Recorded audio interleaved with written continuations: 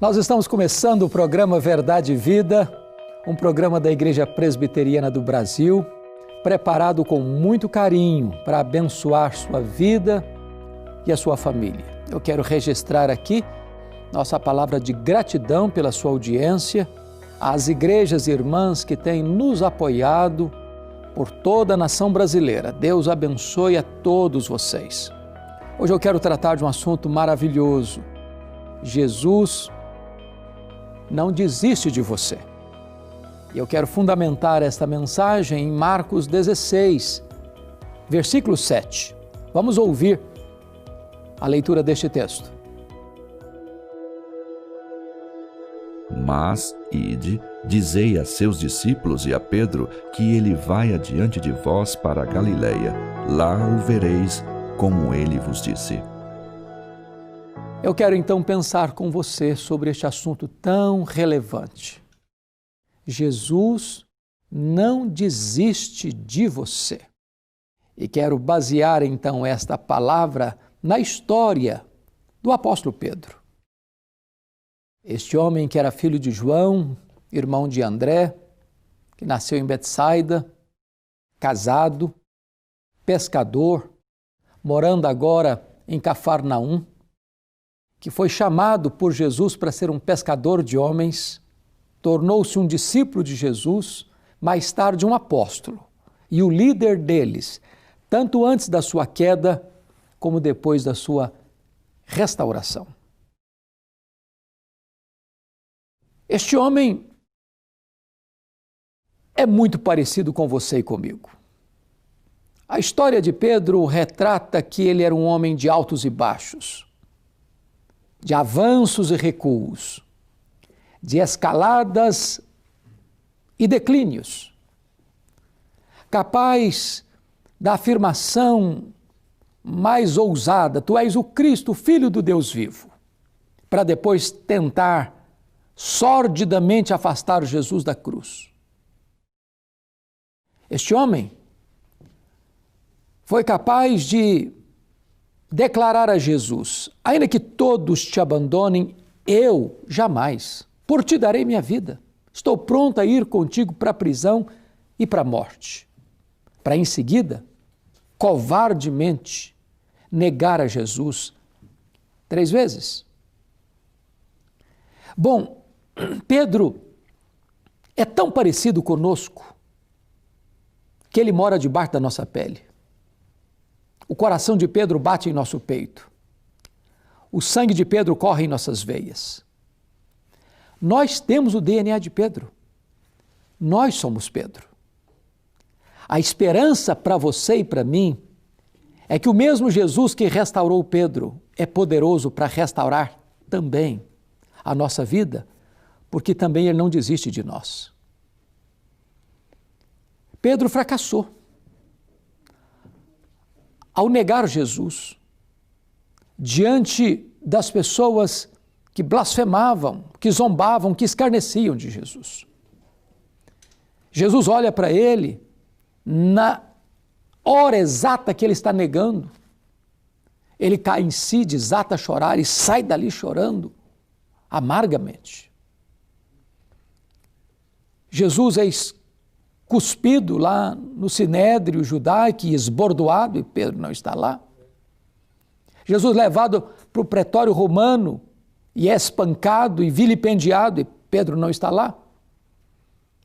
Na sexta de manhã, Pilatos condena Jesus à morte e ele sai carregando aquele lenho maldito pelas ruas apinhadas de Jerusalém, e Pedro não está lá. Às 9 horas da manhã daquela sexta-feira, Jesus é crucificado e Pedro não está lá. 6 horas de dores, cãibras, sede, sofrimento atroz, e Pedro não está lá. Sexta-feira, 3 horas da tarde, Jesus morre, entrega o seu espírito ao Pai, e Pedro não está lá para lhe dar um sepultamento digno. Jesus é sepultado e Pedro não está lá. Passa o sábado, o silêncio da morte. Pedro está trancado com medo dos judeus. No domingo de manhã, não é Pedro, nem seus pares que vão ao sepulcro, mas as mulheres. E quando chegam, uma surpresa. O túmulo está aberto. Elas entram, o túmulo está vazio. Elas saem, um anjo à porta do túmulo dizendo para elas: o que vocês vieram fazer aqui? Procurar entre os mortos aquele que está vivo? Ele não está mais aqui, não. Ele ressuscitou. E tem uma mensagem aqui. Ide dizei aos seus discípulos e a Pedro que ele irá diante de vós para Galiléia. Lá o vereis, como ele vos disse. Mas por que a menção de Pedro, se ele já era um discípulo? Porque a essas alturas, Jesus sabia que Pedro não se sentia mais um discípulo. Pedro, Petros, fragmento de pedra, mentira, apenas pó. Negou seu nome, negou sua fé, negou seu discipulado, negou seu apostolado, negou seu Senhor.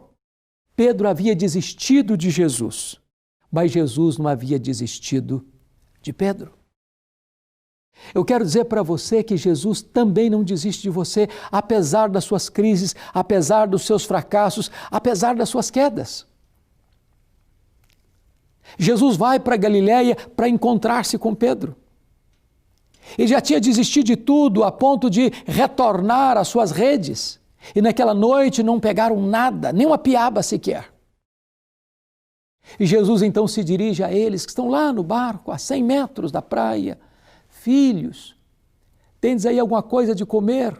E eles responderam, não. E Jesus diz, lançai a rede à direita do barco e achareis.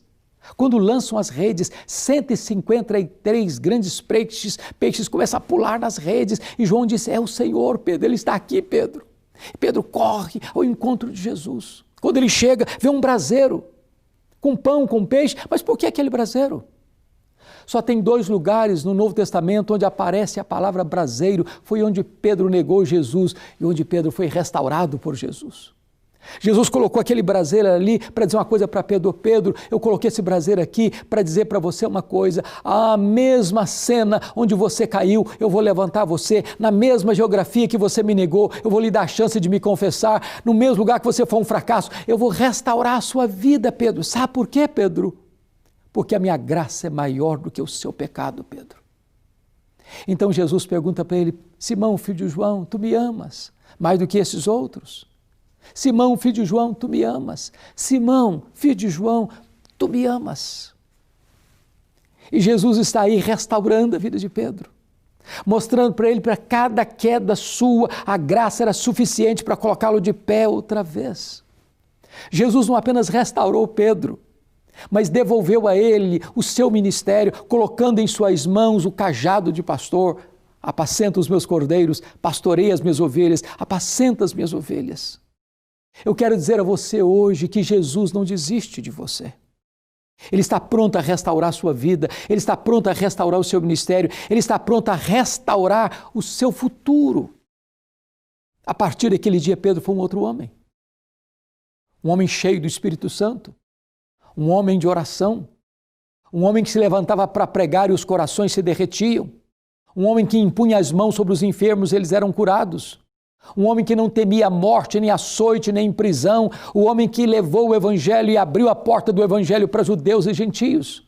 Um homem usado poderosamente nas mãos de Deus. Porque Jesus não desistiu dele. Talvez você esteja caído, machucado, ferido.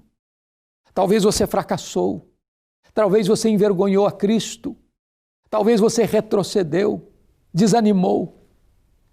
Afastou-se da igreja, está desigrejado. Eu quero dizer para você que Jesus não abre mão da sua vida. Ele não desiste de você. E hoje Ele vem ao seu encontro para restaurar a sua vida, para restaurar a sua sorte, para restaurar o seu ministério. Eu vou orar com você. Hoje talvez seja o momento mais estratégico e decisivo da sua história. Você pode voltar para Jesus. Ele é rico em perdoar e tem prazer na misericórdia. Ele vai abraçar você. Ele vai festejar a sua volta. Ele vai se alegrar em restaurar a sua sorte. Deus, eu te peço que Tu abençoes as pessoas que estão nos assistindo. E eu te peço que Tu apliques esta palavra ao coração de cada uma delas. Em nome de Jesus. Amém. A Igreja Presbiteriana do Brasil é fruto de uma ação missionária da Igreja Norte-Americana, que enviou o jovem pastor Ashbel Wynne Simonton ao nosso país em 1859, com o profundo desejo no coração de apresentar o Evangelho da graça de Jesus aos brasileiros. Ao longo desses 161 anos de história, o ideal missionário tem se tornado realidade e, a partir do seu compromisso com a integridade bíblica em uma perspectiva teológica reformada, que com o propósito de fazer a diferença na sociedade, a IPB tem sido um instrumento usado por Deus para alcançar e transformar a vida de milhares de pessoas no Brasil e no mundo. A Igreja Presbiteriana em cada cidade, com suas escolas, hospitais, projetos sociais e missionários, cumpre a sua missão, visando a glória de Deus. Igreja Presbiteriana, há 161 anos, evangelizando o Brasil. Pastor Rodrigo, que bom ter o irmão mais uma vez. Reverendo Hernandes, que mensagem instigante. Amém. Relembrar ao nosso coração que a graça ela é maior do que o nosso pecado. Glória a Deus. Como isso de fato nos liberta, né? Como é maravilhoso ouvir isso. E se você foi impactado por essa mensagem, quer assisti-la novamente ou quer encaminhá-la para os seus amigos, parentes, pessoas queridas que serão igualmente abençoadas por essa palavra, faz o seguinte, entre em contato conosco, manda a mensagem VIDA para o nosso WhatsApp, o WhatsApp do programa Verdade e Vida. Basta você encaminhar para o telefone código de área 11 9 47 18 94 50, essa mensagem com a palavra vida, e a gente vai mandar esse programa para o seu telefone e você vai poder encaminhar para quem você quiser e poder abençoar a vida dessa pessoa. É isso que a gente tem feito todas as semanas aqui no programa Verdade e Vida. Trazer uma palavra que pode libertar o seu coração, a sua mente da escravidão do pecado. Porque é isso que Jesus faz. Ele nos traz vida e vida plena em abundância. Glória a Deus, glória a Deus. Obrigado, pastor, pela sua participação. Eu que agradeço, reverendo Hernandes. É uma alegria muito grande. Aleluia. Este programa tem esse propósito de toda semana trazer ao seu coração uma mensagem de esperança, uma mensagem de salvação, uma mensagem de restauração. Talvez você que está aí desigrejado possa procurar uma igreja presbiteriana mais próxima da sua casa. Se você não encontrar uma igreja presbiteriana, procure uma igreja genuinamente evangélica para você frequentar, você e a sua família. Estou certo de que Deus tem coisas lindas a fazer na sua vida e através da sua vida. O programa está encerrando, mas nós retornaremos, se Deus quiser, no próximo sábado, neste mesmo horário, nesta mesma emissora. Um grande abraço e até lá, se Deus quiser.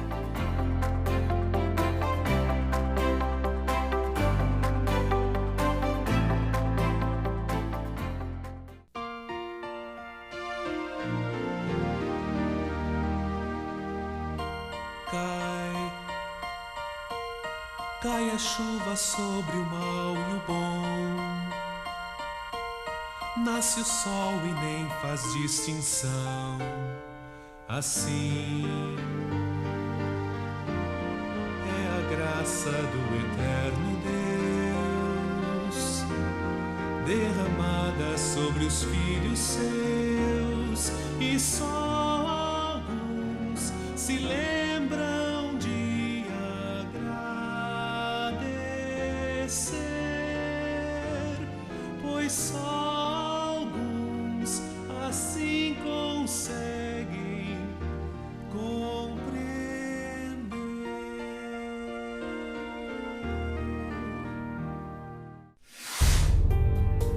Ansiedade é preocupação exagerada, pressa, angústia, medo. Ansiedade rouba sua alegria, tira sua paz, seu brilho, consome pouco a pouco a sua vida. Vivam sem preocupações na presença de Deus, pois Ele toma conta de vocês.